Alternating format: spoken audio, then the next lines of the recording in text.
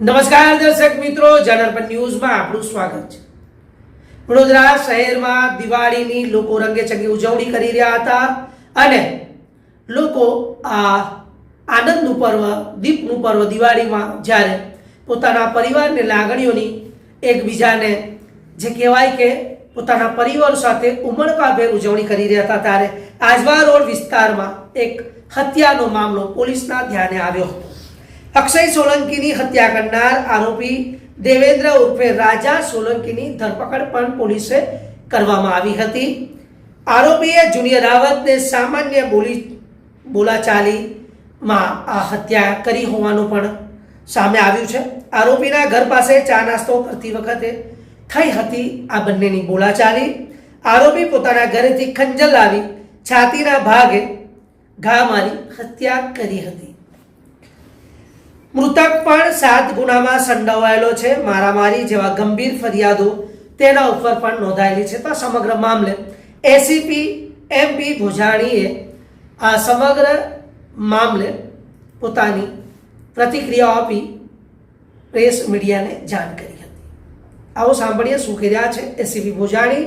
તો વડોદરા શહેરમાં દિવાળી તહેવારમાં આવી રીતે એક યુવાન અક્ષય સોલંકીની હત્યાનો મામલો પોલીસે નોંધ્યો હતો અને તેને આરોપીને પણ પોલીસે ધરપકડ કરી હતી।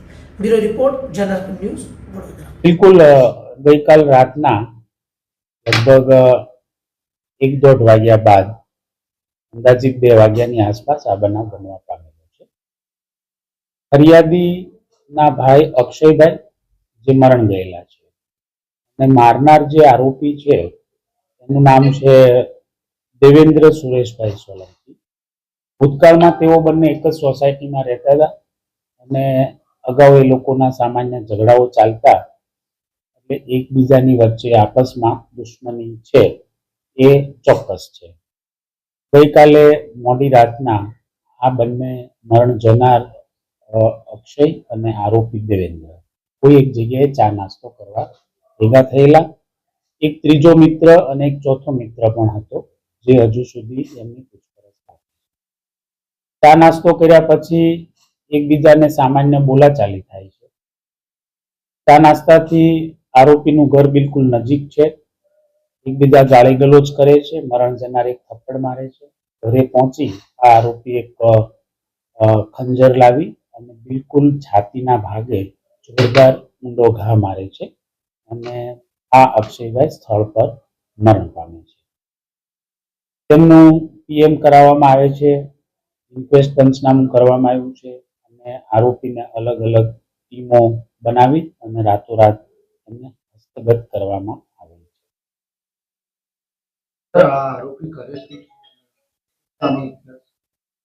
છે। આરોપી એક મજૂરી કરે છે, સફાઈ કામનું પોતાનું કામ છે। એવું કોઈ આર્થિક રીતે સદ્ધર નથી, પરંતુ મેરિડ છે। એમની વાઇફ સાથે એમને બનતું નથી, અહીંયા એકલો છે। થોડો ઘણો કદાચ માનસિક રીતે અસ્વસ્થ હોઈ શકે। આરોપી વિરુદ્ધનો માત્ર એક જ ગુનો છે જે પોલીસ દફતરે નોંધાયેલો છે, જે પ્રોહિબિશનનો ગુનો છે અને પ્રોહિબિશનના ગુનાના કારણે એમના વિરુદ્ધના અટકાયતી પગલાં લેવામાં આવેલા છે।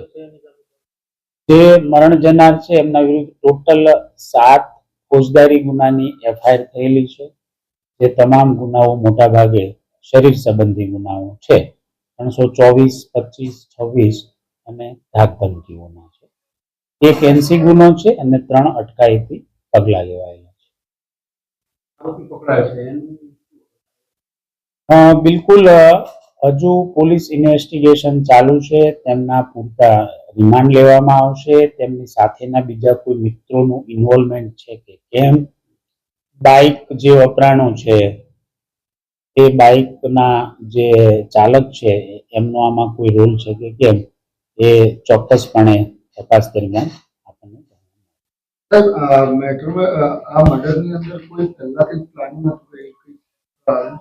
જો ઇન્ટ્રોગેશન અને ફરિયાદીની પૂછપરછ અને પોલીસની ખાનગી ઇનપુટ આ ત્રણેયને ભેગી કરશું તો એવું ચોક્કસ છે કે પ્રી પ્લાન નહીં હોઈ શકે। બટ ઇન્વેસ્ટિગેશન ચાલુ છે. ફર્સ્ટ ડે છે. 2-3 દિવસમાં ચોક્કસપણે ફાઇનલ કહી શકશું કે પ્રી પ્લાન હતું કે કેમ. જો પ્રી પ્લાન હોય ને તો છરી ચપ્પુ ખીચામાં જ હોય. આ ઘરેથી લઈ આવ્યો છે ફાઇનલ છે. એટલે એની જૂની દુશ્મનાવટ છે, એટલે એને બદલો લેવાની ભાવના હોઈ શકે અને કાલે ચાન્સ મળી ગયો તો એમને હુમલો કરી દીધો.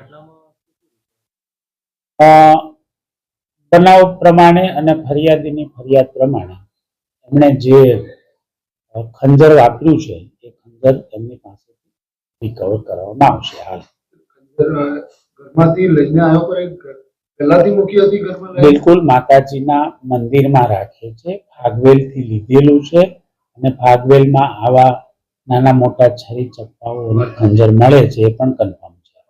અને બનાવટ બી ફાગવેલની જ છે. હું ઓળખું છું ફાગવેલના હથિયારો. Thank you. જી.